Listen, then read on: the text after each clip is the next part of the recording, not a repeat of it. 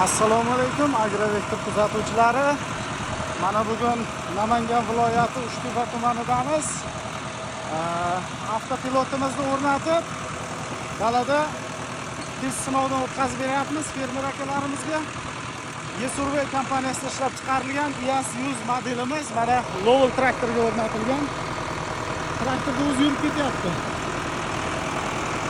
Mana traktorchi akalarimiz kuzatib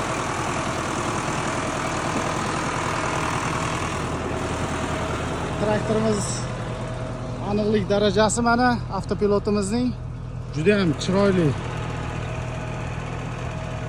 haydalyapti yerimiz. Kimga mana shunday xizmatlar kerak bo'ladigan bo'lsa, Agrovektor kompaniyasiga murojaat qilaverasizlar.